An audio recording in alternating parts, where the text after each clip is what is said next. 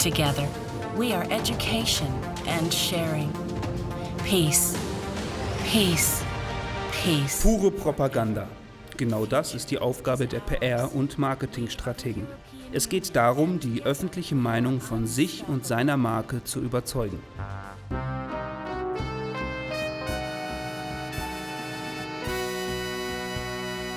Wo Journalisten die Aufgabe haben, möglichst neutral und objektiv über Inhalte zu informieren, ist es die Aufgabe der PR, diverse Informationen zu managen, zu filtern und bereitzustellen. Immer mit dem Ziel, eine möglichst positive Darstellung zu erreichen. Das bedeutet nicht, professionell zu lügen oder Umstände zu verheimlichen, wie gerne reißerisch behauptet wird.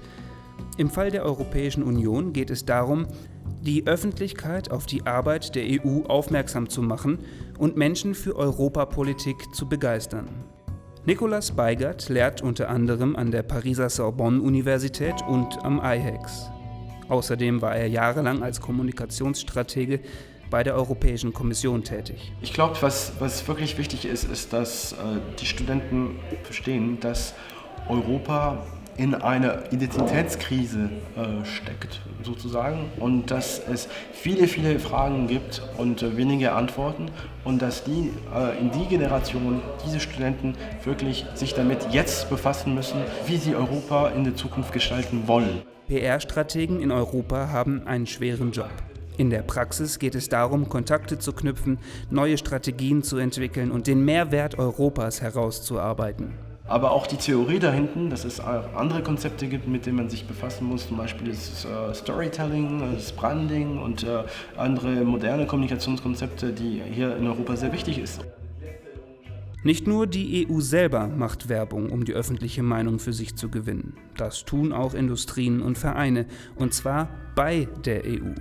Weil hier Entscheidungen getroffen werden, die ihre Interessen beeinflussen. We don't do this program just for future journalists, but we also think about how discovering the EU institutions could be interesting for people interested in lobbying. Politiker sind keine Allround-Talente. Sie entscheiden über Themen, in denen sie selber keine Experten sind. Darum braucht es Lobbys, die sie über die verschiedenen Zusammenhänge innerhalb einer Branche aufklären.